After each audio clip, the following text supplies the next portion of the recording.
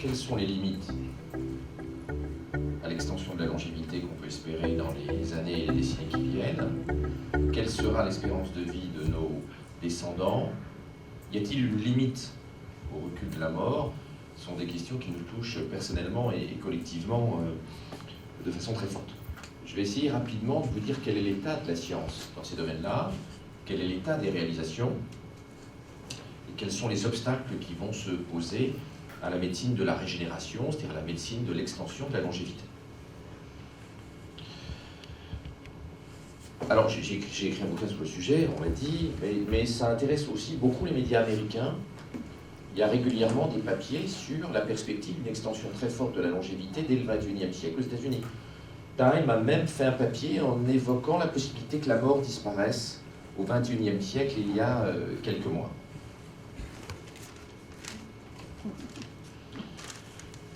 Il y a plusieurs choses importantes à comprendre quand on parle de longévité et des technologies de longévité.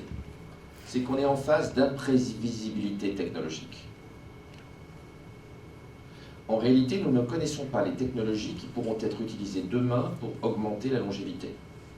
Et nous nous sommes beaucoup trompés en termes de prévision technologique, notamment en matière de génétique. On va y revenir tout à l'heure. Il y a 25 ans, il y avait une certitude absolue parmi les scientifiques, c'est qu'il était impossible de séquencer la totalité de nos chromosomes, c'est-à-dire les 3 milliards de bases chimiques de notre ADN. Il y avait un consensus mondial de tous les savants sur ce sujet-là. Or, vous allez tous être séquencés. Et la démocratisation du séquençage ADN est spectaculaire. Ce qui était, il y a 25 ans, impensable technologiquement, est en train de devenir une réalité qui va être une réalité de médecine générale d'ici 2020-2025. On voit bien à quel point, sur des technologies qui progressent aussi vite que les technologies biomédicales, il est très difficile de faire des pronostics. Ces technologies, et c'est pour ça qu'elles sont imprévisibles, ces technologies, c'est ce qu'on appelle des technologies scalables. C'est-à-dire ce sont des technologies exponentielles, comme les technologies informatiques. C'est-à-dire que ce sont des technologies dont la puissance ne croît pas sous la forme d'une courbe linéaire, mais sous la forme d'une courbe exponentielle. La génétique voit son efficience, son efficacité doubler tous les 5 mois, être multipliée par 4 tous les 10 mois, être multipliée par 8 tous les 15 mois, par 16 tous les 20 mois. Face à des rythmes de croissance aussi forts, il est très difficile de percevoir les tendances et de faire des prévisions. On l'a dit, on s'est complètement gouré en matière de génétique, mais on va aussi beaucoup se tromper sur les autres technologies du vivant dont je vais vous parler. Il est donc difficile de faire un rétro-planning du moment où on va pouvoir mettre à disposition ces technologies-là pour faire reculer notre mort, pour améliorer notre longévité et pour diminuer l'incidence des maladies. Un point est important, ces technologies sont principalement américaines et de la zone Asie-Pacifique, avec une montée en puissance assez rapide de la Chine aujourd'hui. Nous sommes absents en Europe très largement. Il y a quelques équipes de recherche méritantes, mais le budget de la recherche en Belgique et globalement en Europe est nul. Et nous sommes en train de sortir de l'histoire de ces technologies-là, progressivement. Nous étions correctement présents de l'histoire de la pharmacie traditionnelle, et il y a pas mal de laboratoires internationaux d'origine européenne. Mais sur les technologies dont on va parler, il y a un monopole dans les pays qui sont sur les bords du Pacifique, et une absence totale, pour des tas de raisons dont on pourrait parler, une absence totale de nos pays. C'est-à-dire, cette révolution se fera sans nous. Comme ces technologies ne seront pas de chez nous, il est possible qu'on ne puisse pas forcément l'offrir à tous les citoyens des pays de l'Union, notamment dans les pays en difficulté ou dans les régions en difficulté. Donc il y a un vrai problème d'éthique. La diffusion des technologies biomédicales risque d'être freinée dans nos pays par le fait que ces technologies ne sont absolument pas de chez nous. Et l'effort qu'il faudrait faire pour que nous remontions dans le train sur ces technologies-là est un effort qui me semble très difficile. D'abord, ça n'intéresse personne. Globalement, le taux de dépenses de recherche est extrêmement faible dans nos pays. En Europe du Sud, Alors la Belgique n'est pas en Europe du Sud, on est d'accord. En Europe du Sud, si vous prenez l'Italie, l'Espagne, etc., les dépenses de recherche, c'est 1% de la richesse nationale. Dans des pays comme la France, c'est 2,2%. La Corée va arriver à 5% de la richesse nationale consacrée à la recherche et au développement technologique. Donc nous sortons de l'histoire technologique progressivement, et il faut en avoir conscience, ce n'est pas nous qui déciderons du déploiement de ces technologies-là. Alors ça c'est la France, c'est pas la Belgique, mais c'est superposable pour la Belgique. C'est l'évolution de l'espérance de vie depuis 1750 en France. Donc elle a triplé. L'espérance de vie en 1750 en France est de 24 ans. Elle est la même en Belgique en 1750 à un an près. Elle est de 24 ans, elle est aujourd'hui, comme vous le savez, de plus de 80 ans. Alors, il y a par moments, quand il y a des famines, des coups de froid, il y a des baisses, puis vous avez les guerres. Ça, c'est les guerres napoléoniennes. La guerre de 1870 qui n'a touché que la France, qui n'a pas touché la Belgique. 14-18, 39-45. Donc, le recul de la mort ne date pas d'aujourd'hui, il date de 1750. Le recul de la mort est spectaculaire sur 250 ans. Notre espérance de vie a plus que triplé. Aujourd'hui, notre espérance de vie augmente de 3 mois par an en moyenne. Certaines années, c'est un petit peu moins, quand il y a une grosse épidémie de grippe et qu'on a une hécatombe parmi les seniors. Mais globalement, elle augmente de 3 mois par an.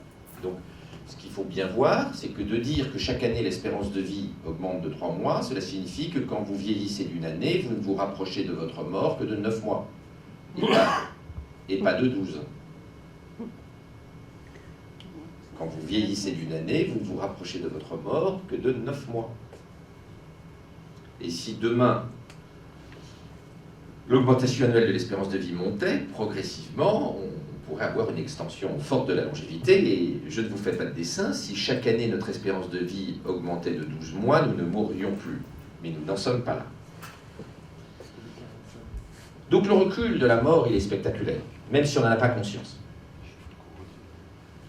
Derrière, on a 4 scénarios en termes de longévité, on n'en a pas 50, il n'y en a que 4.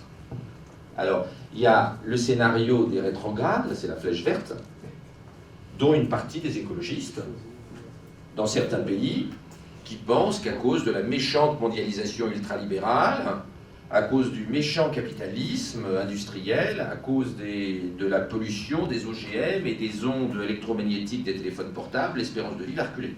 Et il y a un courant écologiste qui le pense. Je ne dis pas vous ici, mais c'est vrai qu'on voit des groupes d'écologistes qui pensent que l'espérance de vie va baisser à cause, avec une vision de type religieux, apocalyptique. L'apocalypse est devant nous et nous allons être punis d'avoir abîmé Dame Nature. Alors, personnellement, je suis assez peu sensible à cette vision apocalyptique et je n'y adhère pas du tout. Et je crois qu'elle est fausse. Le deuxième scénario, c'est un arrêt du progrès médical et donc une stabilisation de l'espérance de vie. La courbe bleue, c'est une poursuite de l'espérance de vie au rythme actuel, c'est-à-dire 3 mois de gains par an. Et puis vous avez une quatrième courbe, qui est la courbe rouge, qui est une courbe où les technologies dont nous allons parler permettraient dès le XXIe siècle une croissance exponentielle de notre espérance de vie.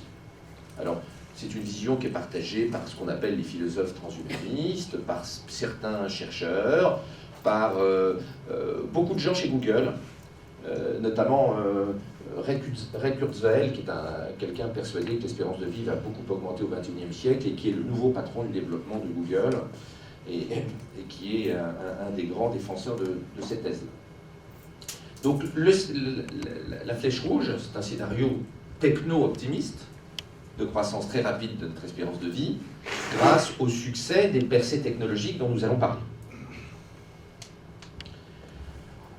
La révolution biomédicale dont on parle, elle est liée à ce qu'on appelle, et que certains d'entre vous connaissent, mais pas tous, la convergence NBIC.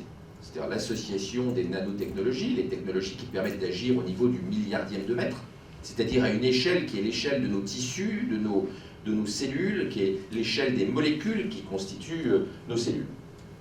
B sont les biotechnologies, c'est la génétique, la biomédecine, etc. I, c'est l'informatique que vous connaissez. Et puis C, c'est la cognitique, c'est-à-dire les sciences du cerveau et l'intelligence artificielle. Intelligence artificielle qui est très importante pour comprendre le vivant, car le vivant est très complexe, et il faut des moteurs informatiques très, très complexes et très puissants pour pouvoir comprendre l'organisation de nos tissus et de nos cellules pour pouvoir lutter contre le vieillissement. Et la question est bien celle-ci: laquelle des 4 courbes pour notre espérance de vie future va être la bonne à l'ère où les technologies NBIC commencent à se déployer? À se déployer dans le désintérêt de l'opinion, parce que nos pays s'intéressent très peu à la technologie. Si vous voyez des pays comme la Chine, si vous voyez des pays comme la Corée, si vous voyez des zones comme la Californie, où il y a une vraie volonté politique de développer la technologie, nous sommes en décalage. Il y a une peur de la technologie parce que nos sociétés sont âgées, parce que les courants favorables à la décroissance sont importants, parce que la technologie fait peur dans nos pays. Il y a un désintérêt collectif pour la technologie. Donc on parle assez peu de ces sujets-là, mais allez en Corée, la médecine de recul de la mort, on en parle tous les jours dans les médias. Regardez en Californie, on en parle beaucoup. Regardez en Chine, on en parle beaucoup. Chez nous, on parle assez peu de ces biotechnologies. Alors, ces technologies NBIC, cette fusion des 4 vagues technologiques autour des nanotechnologies, des biotechnologies, de l'informatique et de la cognitique, vont nous permettre de faire beaucoup de choses. Manipuler notre ADN, on va y revenir, et les progrès de la lecture de l'ADN et de la manipulation de l'ADN sont absolument spectaculaires. Alors bien sûr, ça va faire peur à des écologistes, vous avez déjà peur des OGM, alors que dire des humains génétiquement modifiés? Mais je pense que vous accepterez plus facilement d'avoir votre ADN modifié pour vivre plus longtemps, et que finalement, vous ferez pas trop votre difficile quand votre santé sera en jeu, et je pense que finalement, vous accepterez ces technologies. Vous continuerez à refuser les OGM, mais vous accepterez les manipulations à des fins médicales. Les cellules souches, c'est-à-dire la régénération par des cellules plus jeunes, rajeunies, permettant de créer des organes artificiels, on va y revenir. Le développement de l'hybridation entre nos cellules et puis les tissus électroniques, c'est-à-dire toute l'électronique médicale qui fait des progrès spectaculaires aujourd'hui, la robotique chirurgicale qui permet d'avoir des gestes de plus en plus précis, notamment en chirurgie cardiaque, et puis ce qu'on appelle la nanomédecine, c'est-à-dire des tout petits implants à l'échelle microscopique qu'on peut injecter dans le corps pour aller réparer des tissus, réparer des cellules. Et puis un point fondamental, c'est la modélisation, j'y reviens tout à l'heure. Le vivant est très très complexe. Nos cellules sont d'une complexité inouïe. Le code génétique, qui est notre ADN, qui est constitué de 3 milliards de bases chimiques, est d'une complexité tout à fait extraordinaire. Il faut des ordinateurs très puissants pour pouvoir comprendre ça et pour pouvoir agir de manière à faire reculer le vieillissement.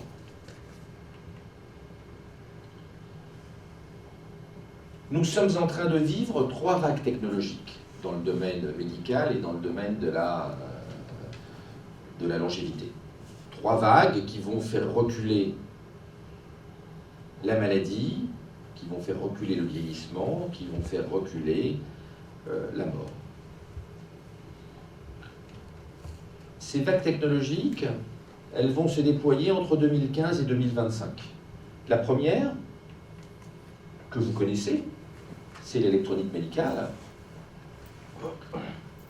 En 1990, les premiers implants cochléaires, c'est-à-dire de brancher un circuit intégré dans le crâne des enfants sourds pour leur permettre de réentendre, qui est maintenant une technique banalisée, sur lequel il y a eu beaucoup d'opposants. En France, il y a eu des manifestations devant le ministère de la Santé pour s'opposer à ces technologies-là, des mouvements conservateurs, de gauche et de droite religieux, s'opposaient à ce que l'on s'oppose au dessein de Dieu, qui était que l'enfant soit sourd.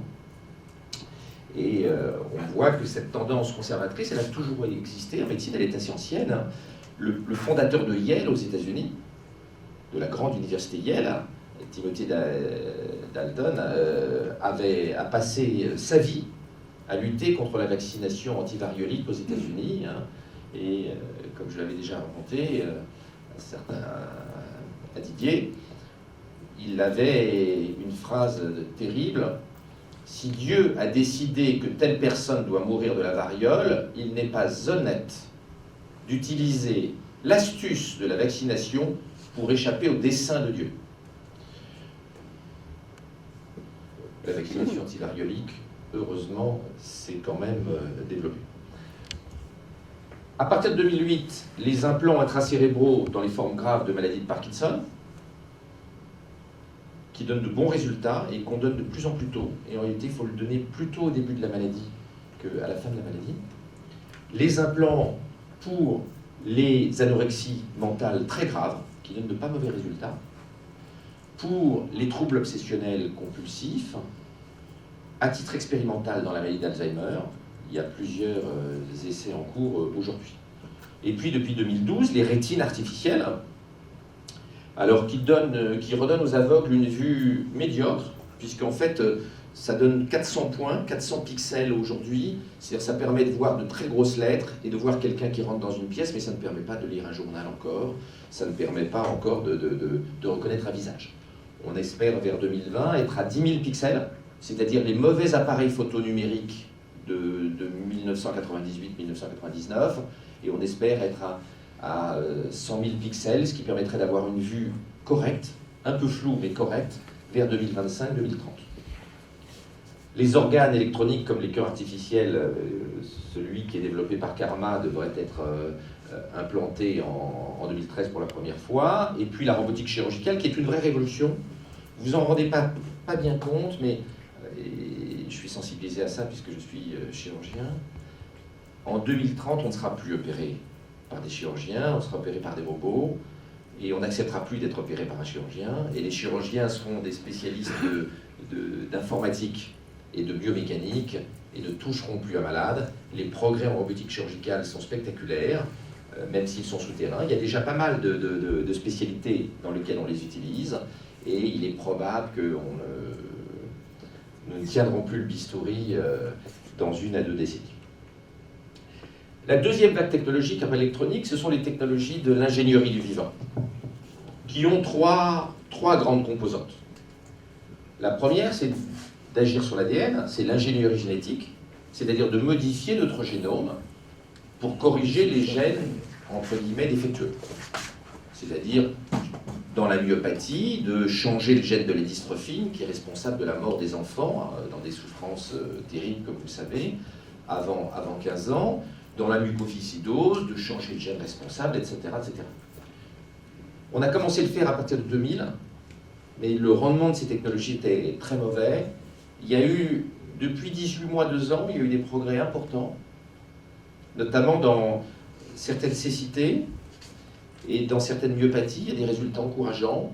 On peut estimer que ces technologies d'ingénierie génétique seront parfaitement opérationnelles entre 2020 et 2025. Deuxième niveau d'ingénierie, c'est au niveau de la cellule, c'est l'ingénierie cellulaire, c'est de régénérer les tissus par des cellules souches. Alors des cellules souches, il y en a plusieurs types. Il faut veiller à ce que les cellules souches n'aient pas de conséquences, parce qu'elles pourraient donner des cancers à long terme, donc il y a une sécurité des cellules souches qui est à vérifier. L'ingénierie cellulaire, c'est-à-dire la reconstitution de nos tissus abîmés par des cellules souches, est quelque chose qui va être opérationnel entre 2015 et 2030, selon les tissus. Ça va aller plus vite pour le foie que pour le rein, ça va aller plus vite pour le cœur que pour le cerveau, mais les progrès actuels sont assez rapides, et cette médecine de la régénération par les cellules souches, elle sera totalement opérationnelle dans les 15 années qui viennent.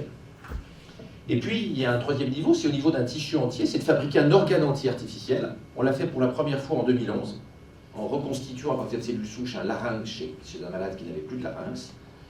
Ça va se développer progressivement, fabriquer un foie artificiel à partir de cellules souches et d'une matrice de polymère sera fait dans les 4-5 années qui viennent. On le fera après pour le cœur. Pour le rein, c'est très compliqué et c'est sans doute quelque chose qui ne sera fonctionnel que dans 15-20 ans, peut-être un petit peu plus, mais vous voyez que à l'échelle de 2-3 décennies, notre capacité d'agir par ingénierie au niveau de la cellule, de l'ADN et des tissus va être presque illimitée. Alors, 20 ans, c'est beaucoup, mais à l'échelle de l'humanité, c'est très peu.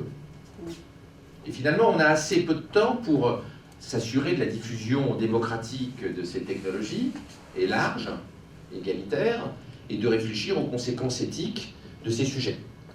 Là encore, la presse anglo-saxonne parle énormément de ces sujets, et on voit rarement des articles dans la DH là-dessus. Ça, c'est le papier dans Nature. Nature est le plus grand journal scientifique au monde. C'est la couverture de Nature, la première fois où on a réussi à faire une rétine entière en éprouvette, à partir de cellules souches, c'est-à-dire dans un tube de verre, fabriqué, vous voyez, Making Eyes, qui est une étape très importante. C'est très compliqué, la rétine.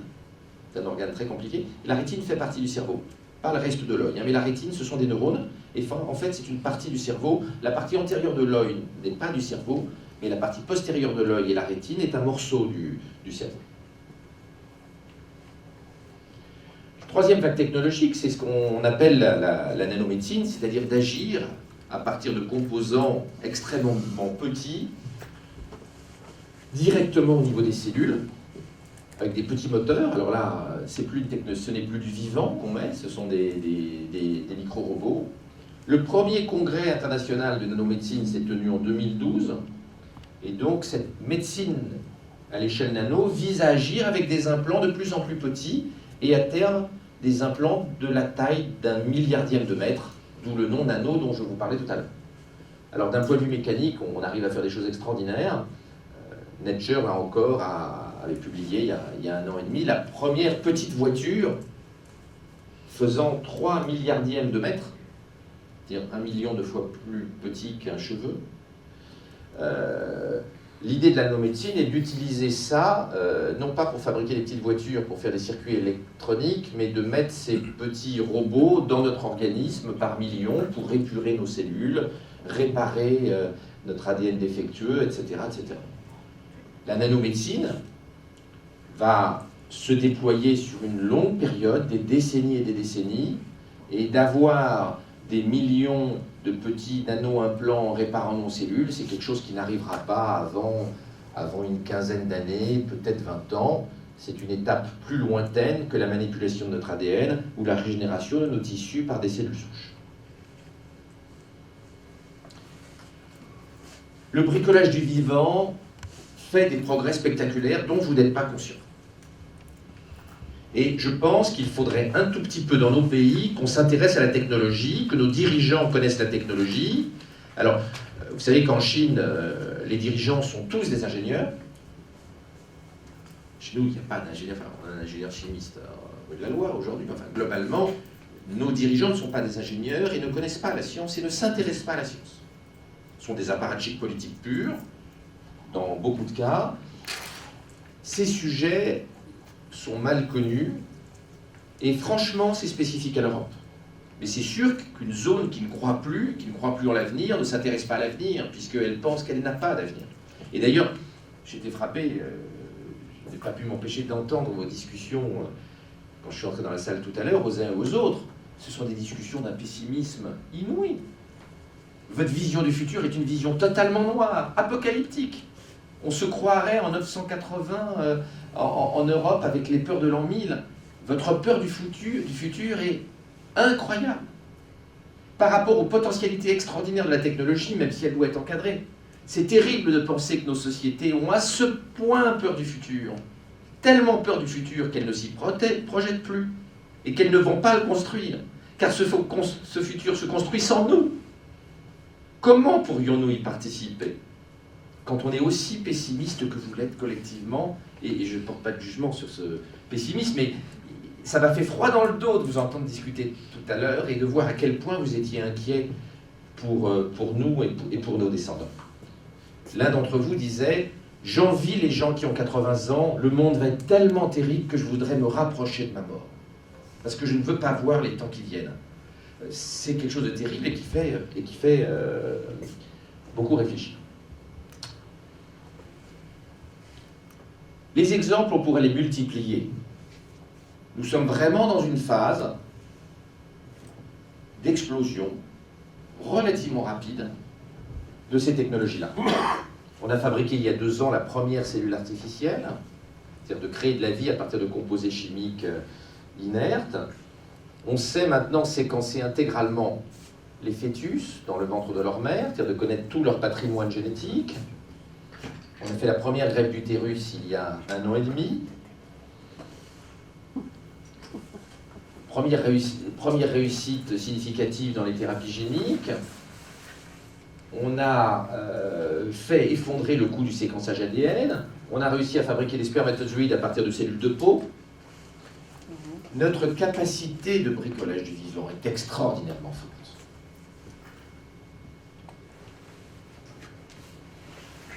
On a vu les 3 vagues technologiques qui sont en train de se déployer.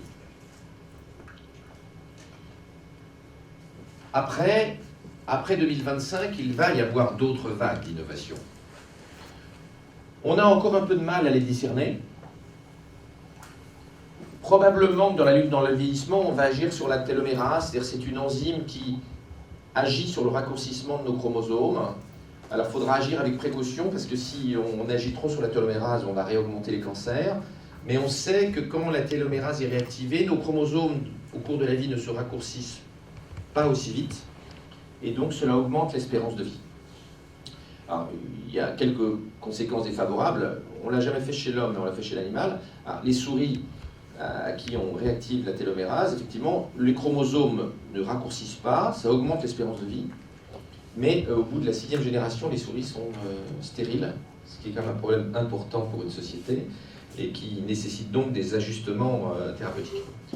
On a des voies intéressantes aujourd'hui, et qui marchent bien chez l'animal, qui sont les injections de sérum régénérant. C'est-à-dire d'injecter un animal âgé du sang d'animal jeune augmente l'espérance de vie. Probablement de trouver quelles sont les molécules présentes chez les mammifères jeunes et de les fabriquer pour les réinjecter chez l'homme est sans doute une voie d'avenir, mais ça ne va pas se faire dans les 10 années qui viennent, ça va se faire après. Après, il y a les modifications de l'épigénome, c'est-à-dire des protéines qui entourent notre ADN. C'est encore plus compliqué que la modification de notre ADN. Là encore, on est entre 2025, 2030, 2035. De bloquer le stress oxydatif dans nos cellules et modifier l'organisation des glucides, là encore, 2025-2030. Et puis, de modifier radicalement notre ADN, de manière à lutter contre les voies chimiques qui favorisent le vieillissement. Ce sera extraordinairement compliqué, c'est quelque chose que l'on pourra faire entre 2030, 2050, 2060, là on est sur un timing un peu éloigné. Philippe s'était amusé à essayer de voir toutes les technologies nano et leur déploiement jusqu'en 2050-2060. C'est vertigineux. C'est vertigineux. L'ensemble des technologies qui vont se déployer nous permettant de lutter contre le vieillissement et la mort sont vertigineuses. Absolument vertigineuses.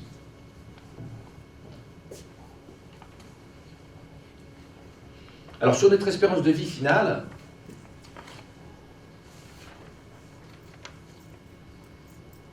il est possible qu'il y ait déjà sur Terre des gens qui vont vivre très longtemps. Quelqu'un qui naît aujourd'hui aura en 2100 à peine 90 ans. On conviendrait que ce n'est pas un exploit d'atteindre 90 ans, on le fait déjà aujourd'hui.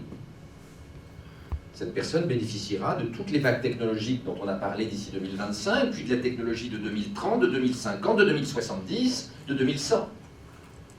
Peut-être que l'espérance de vie en 2100 sera déjà 250, 200 ans, peut-être déjà plusieurs siècles. Oui, je ne parle pas avec la technologie de 2014. Quelqu'un qui naît aujourd'hui bénéficiera de la technologie de 2100. Et cette technologie permettra peut-être déjà d'atteindre 2150, 2200, et puis en 2200, je ne vous fais pas de dessin sur ce que seront les biotechnologies. Je ne connais pas plus le futur que vous, mais il est possible, il est logiquement possible que des gens ayant une espérance de vie très longue soient déjà nés. Il n'est pas impensable que la première personne qui vivra 1000 ans soit déjà née. Je n'affirme pas du tout que c'est le cas, mais vous voyez bien que ça n'est pas impensable. Ça n'est pas impensable.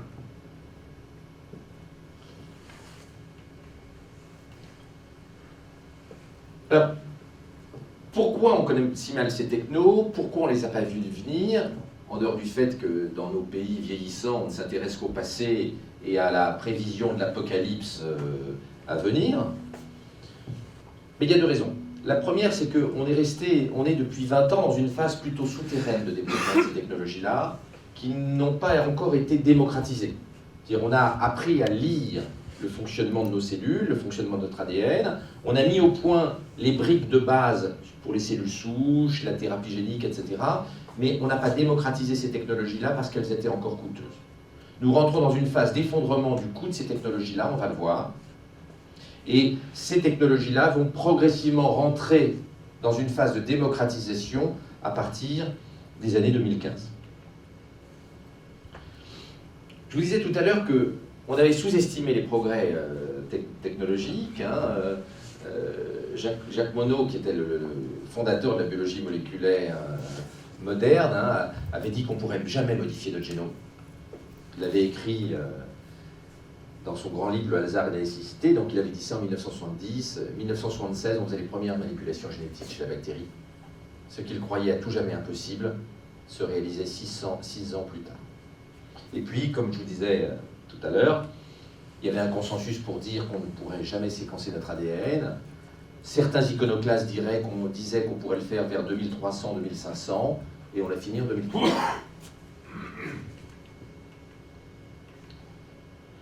Les technologies biomédicales sont donc scalables, c'est-à-dire qu'elles sont exponentielles. Elles ont des phases où elles croissent de façon explosive, comme les circuits intégrés.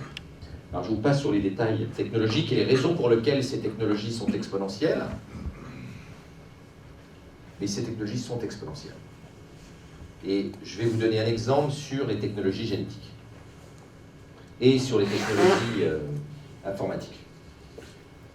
La médecine est l'un des secteurs qui va le plus bénéficier de ce qu'on appelle les technologies du big data, c'est-à-dire de l'informatique à très haute capacité. Comprendre le fonctionnement de nos cellules nécessite des ordinateurs extraordinairement puissants, puisque les processus vivants sont des processus extraordinairement complexes. Alors je vous rappelle l'évolution de la puissance informatique, c'est en quelle année est arrivé le premier cluster informatique, serveur informatique ayant une puissance donnée. Le premier ordinateur kiloflop, flop ça veut dire une opération par seconde. Le premier ordinateur réalisant 1000 opérations par seconde date de 1950. En 1964 sortait le premier ordinateur mégaflop, c'est-à-dire atteignant 1 million d'opérations par seconde. En 1986, on atteignait le gigaflop, 1 milliard d'opérations par seconde. En 1998, le teraflop, c'est-à-dire 1000 milliards. Le pétaflop, 1 million de milliards en 2007. L'ordinateur le plus puissant sur Terre aujourd'hui a 17 pétaflops, c'est-à-dire fait 17 millions de milliards d'opérations par seconde. Les premiers ordinateurs hexaflop vont sortir entre fin 2018 et début 2019. Ils sont déjà en préparation. Et le zetaflop, il y a un consensus pour dire qu'on devrait y être entre 2029 et 2031, c'est-à-dire 1000 milliards d'opérations par seconde. Le teraflop, c'est ce qui est nécessaire pour analyser votre ADN. Il faut une puissance d'1 teraflop. En 1986, ça n'existait nulle part sur Terre. Le maximum était d'1 milliard. En 1998, il n'y avait qu'une seule machine qui atteignait le teraflop. Aujourd'hui, moi, j'ai des teraflops pour séquencer l'ADN des gens que je séquence. Ce qui n'existait pas en 86, et la puissance de l'époque était 1000 fois inférieure, ce qui n'existait qu'à un exemplaire en 98 est aujourd'hui à la portée d'une start-up et d'un petit laboratoire. Donc analyser l'ADN, ça nécessite un teraflop. Comprendre le fonctionnement intégral de nos cellules, et notamment de nos neurones, ça nécessite une puissance hexaflop. Vous voyez qu'il y a un lien très étroit entre notre capacité de modélisation informatique, de puissance informatique, et notre capacité à comprendre pour modifier le vivant.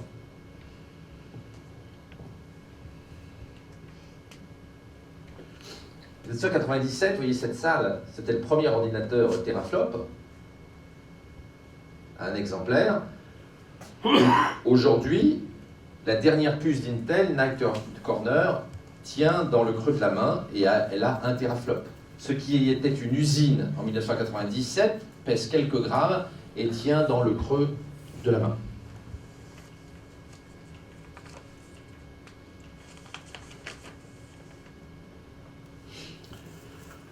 Ces technologies, elles vont rentrer dans votre quotidien, et elles vont rentrer dans votre quotidien par le séquençage ADN. La convergence NBIC, c'est-à-dire la fusion des technologies nano, bio, info et cogno, le premier objet palpable, la première chose, la première réalisation concrète, c'est le séquenceur ADN de nouvelle génération.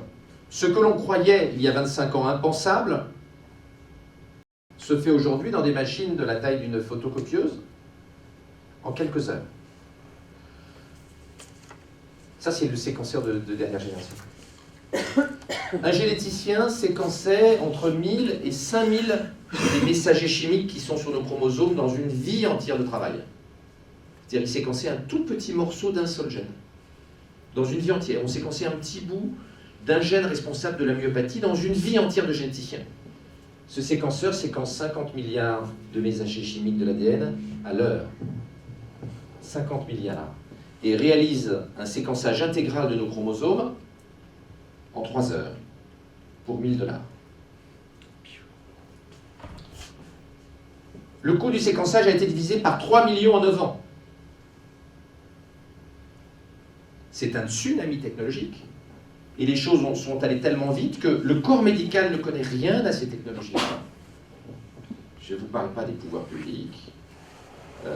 Et la généralisation de ces technologies va se faire à chaud, sans réflexion, et sans qu'il y ait eu d'ailleurs de débat, parce qu'il y a une espèce de sidération technologique des décideurs devant la rapidité de ces évolutions.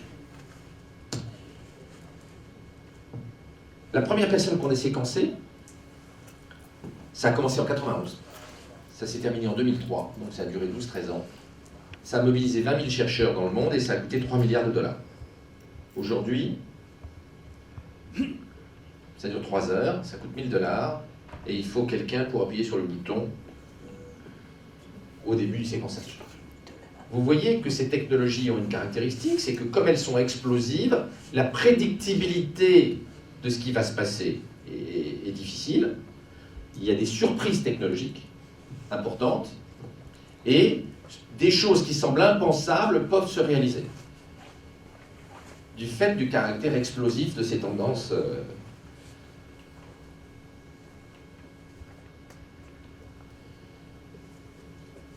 Donc en 2003, on avait séquencé une personne. 2004, 2005, 2006, on a séquencé personne, et tout le monde disait bah, on ne va pas séquencer une deuxième personne, ça ne sert à rien. On a séquencé une personne, on a séquencé les chromosomes d'une personne sur Terre, et on ne va pas en séquencer une deuxième, c'est inutile. Et puis, de nouvelles générations de machines pour analyser l'ADN sont arrivées, et en 2007, on a séquencé une deuxième personne. Ce tableau, c'est le nombre de personnes cumulées séquencées. On a séquencé un prix Nobel, d'ailleurs l'inventeur de l'ADN, Watson. On a dit, bon, bah maintenant on a séquencé 2. C'est bien. Ce n'est pas la peine d'en séquencer un troisième. Puis en 2008, on a séquencé 6. En 2009, 100. En 2010, 45 000. En 2011, 50 000. En 2012, 300 000. Cette année, on en séquence 2 millions. Et vous allez tous être séquencés d'ici 2020. Cela va devenir une procédure banale dans le parcours de santé. Ce qui ne veut pas dire que ce sera simple à gérer pour le corps médical. Le coût du séquençage ADN s'est effondré. Donc 3 milliards de $, on l'a dit, pour la première personne, 1,5 million pour la deuxième personne. En 2008, 180 000 $, 45 000 en 2009, 10 000 en 2010. On est aujourd'hui à 1000, on va tomber à 100.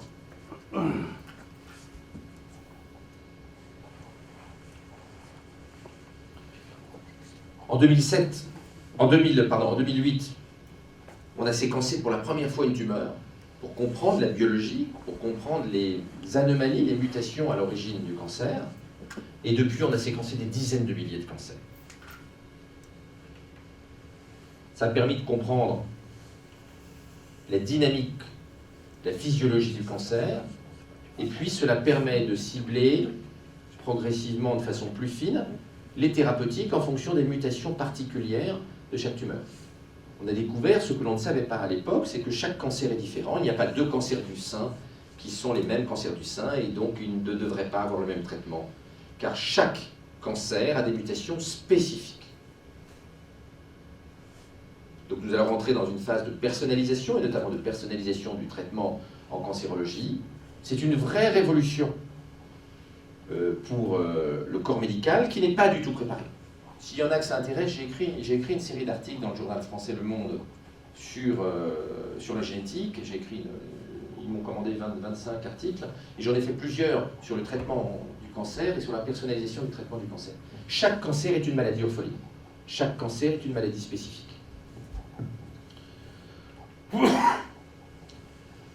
Le séquençage nous a fait découvrir, et la biologie moderne nous a fait découvrir un paysage, une complexité cellulaire encore plus importante que celle qu'on imagine. Je vous passe les détails, mais la complexité biologique est absolument extraordinaire.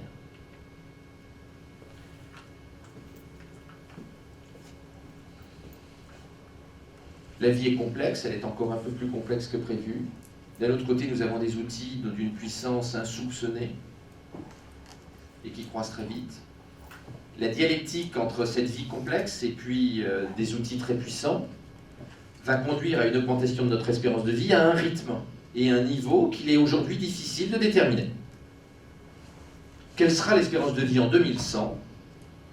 Peut-être très longue, et puis peut-être que c'est si compliqué qu'on va bloquer et qu'on aura des limitations pendant un certain temps, et que peut-être on ne vivra plusieurs siècles que dans plusieurs siècles. Ce qui est sûr, c'est que ces technologies font émerger une nouvelle politique, c'est-à-dire la politique du vivant, la biopolitique, avec des enjeux éthiques, des enjeux philosophiques, des enjeux politiques spécifiques, sur lequel la réflexion aux États-Unis est très avancée, et sur lequel la réflexion en Europe est nulle. Je m'en désole en tant qu'Européen, mais la réflexion européenne est nulle. L'Europe ne s'occupe que de la gestion de son déclin industriel et ne s'occupe jamais de penser au futur.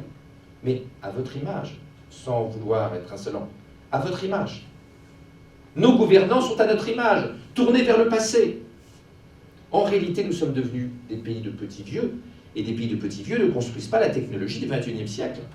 Nous sommes en train de laisser la place à des gens plus agressifs et plus tournés vers le futur, et je pense qu'il faut cesser d'être pessimiste si nous voulons exister demain, et si nous voulons peser sur ces débats, parce que ce n'est pas en étant absent de ces technologies-là que nous pourrons peser sur ces technologies-là. Participer au débat démocratique et au contrôle de ces technologies-là suppose que nous les maîtrisions, et suppose que notre puissance économique, industrielle et technologique ne nous ait pas marginalisés dans cette affaire.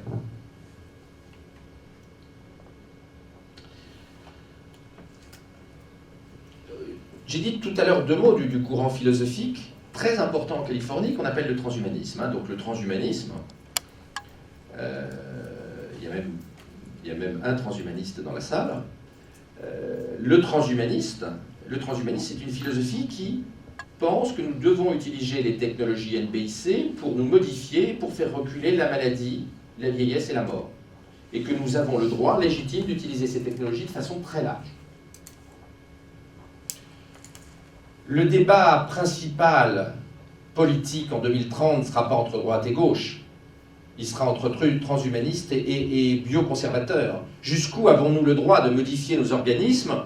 Jusqu'où avons-nous le droit de modifier notre destin génétique? Jusqu'où avons-nous le droit de modifier notre nature biologique profonde pour lutter contre la maladie et la mort? Ce sera l'épicentre du débat démocratique. Pas demain matin, mais dans 1 à 2 décennies. Et on peut imaginer que l'État-providence et l'idéologie socialisante du XXIe siècle sera, pour reprendre la devise française, non plus liberté, égalité, fraternité, mais liberté, égalité, NBIC, avec la vie longue, le recul de la mort pour tous, et une nouvelle exigence de la société qui est « j'ai le droit aux allocations, j'ai le droit à mourir. Et j'ai le droit aux technologies, aux nanotechnologies, de manière à vivre plus longtemps. Si l'on observe le déploiement des technologies, on se rend compte qu'on accepte de plus en plus la techno. Et il est probable qu'on va accepter les thérapies géniques, qu'on va accepter les cellules souches, et qu'on va être de plus en plus transgressif. Quand la pilule est sortie, les gens étaient effarés. Il y avait une majorité de gens pour proposer qu'on interdise la pilule. Pareil sur les transplantations d'organes, pareil sur la FIVette. Aux États-Unis, il y avait 80% d'Américains qui voulaient qu'on interdise la fécondation in vitro. Et puis finalement, on a accepté. Il est probable qu'on acceptera de plus en plus facilement l'utilisation de ces technologies. Et il est probable que nous préférerons être modifiés, c'est-à-dire transhumains, que morts. Et on peut d'ailleurs dire que nous sommes déjà des transhumains.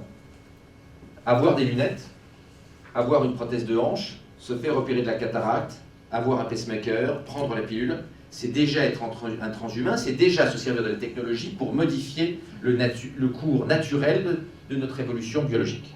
En réalité, il est probable que nous soyons déjà dans un engrenage d'acceptation d'une modification de notre nature biologique. Des problèmes éthiques se posent, et pas seulement dans le champ de la vieillesse, mais aussi dans le champ de la maladie. La possibilité de séquencer intégralement le fœtus sans même faire d'amniosynthèse, c'est-à-dire simplement par prise de sang maternelle, et j'ai fait une conférence au Comité national d'éthique il n'y a pas très longtemps sur le sujet en France, est une bombe biopolitique. La possibilité de connaître tout l'ADN du fœtus sans même faire de ponction périfétale par amniosynthèse est un événement majeur. L'amniosynthèse n'existera plus dans 5 ans. Quand on veut voir s'il y a une trisomie 21 ou pas chez un enfant, donc on fait une amniosynthèse. L'amniosynthèse va disparaître très vite maintenant. Les kits génétiques qui permettent d'analyser l'ADN du fœtus sans faire d'amniosynthèse sont déjà commercialisés dans certains pays. Donc on va pouvoir connaître le statut génétique du fœtus sans prendre le risque de faire une amniosynthèse. L'amniosynthèse est un vrai frein pour le dépistage, puisque vous savez que dans le cadre du dépistage de la trisomie, en Belgique, il y a plus d'enfants non trisomiques qui meurent que d'enfants trisomiques. Oui, parce que la trisomie entraîne un avortement non souhaité dans 1% des cas de diagnostic. Parce que ça abîme le placenta, et donc il y a un avortement non souhaité. Et il y a 0,7% de trisomie en moyenne sur les gens dépistés. Donc quand vous prenez 100 femmes, enfin quand vous prenez 1000 femmes à qui vous faites un dépistage de la trisomie, 1000 femmes, vous avez 10 fœtus non trisomiques qui vont être avortés, et vous allez trouver 7 enfants trisomiques qui vont être avortés. Donc vous avez perdu plus de fœtus non trisomiques. Donc la myosynthèse est un vrai acte iatrogène. Mais la technologie aujourd'hui nous permet de séquencer bien au-delà de la trisomie et d'analyser la totalité des caractéristiques génétiques, avec le risque de rentrer dans une logique d'eugénisme, d'enfants à la carte. Et les Chinois, d'ailleurs, viennent de lancer un grand programme de séquençage des surdoués. Ils sont en train de séquencer 2000 surdoués pour rechercher les gènes expliquant les intelligences élevées, avec un objectif géopolitique et eugéniste qui est avoué par les responsables du programme. Là encore, la réflexion est beaucoup plus avancée aux États-Unis sur ces sujets-là. Que doit-on dépister? Que faut-il dépister? Quand faut-il savoir? Faut-il dépister tout le monde?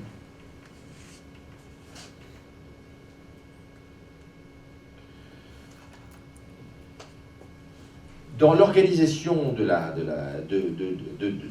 maternité, nous rentrons dans une phase de bouleversement technologique absolument majeur. On peut séquencer les embryons dès aujourd'hui, je le disais tout à l'heure, et on va le faire, on va le généraliser. Et sauf à interdire l'avortement, je vois mal comment on va empêcher les mères de choisir d'avorter quand le patrimoine génétique de leur fœtus ne leur conviendra pas. Et la société aura du mal à leur interdire, puisque 97% des enfants trisomiques sont aujourd'hui avortés. Donc on a déjà choisi l'enfant à la carte. On va d'ici 2020 être capable de produire des quantités illimitées d'ovules. y compris dans l'espèce humaine. On va pouvoir modifier le génome des enfants. Vous voyez qu'il y a beaucoup de questions éthiques qui se posent derrière, et je n'ai bien évidemment pas la réponse. Autre point important, toutes les technologies dont on a parlé, et tous les algorithmes informatiques derrière, viennent des États-Unis, et nous risquons d'être dans une situation où une partie de notre valeur part aux États-Unis, comme une partie de la richesse des médias belges part en Californie, chez Google et chez Amazon. Nous risquons d'avoir une perte de valeur très importante, puisque nous ne maîtrisons pas ces technologies et ces algorithmes informatiques. D'un point de vue très pratique, qui va manager ces montagnes de données? Qui va traiter cette médecine avec des milliards et des milliards et des milliards et des milliards d'informations? Il va y avoir un goulet d'étranglement du côté du corps médical qui n'est pas du tout prêt, qui n'est pas du tout préparé, qui est une vraie question. Je vois ça, moi, dans ma spécialité et au-delà. Il y a un effort de formation important, et là je ne parle pas des technologies de 2050, mais des technologies actuelles. Il va falloir un effort important pour acculturer le corps médical à ces sujets-là, et un grand effort de formation devra être fait, mais je le répète, de toute façon, la diffusion de ces technologies sera ralentie chez nous par rapport à ce qu'elle est dans les pays les plus avancés.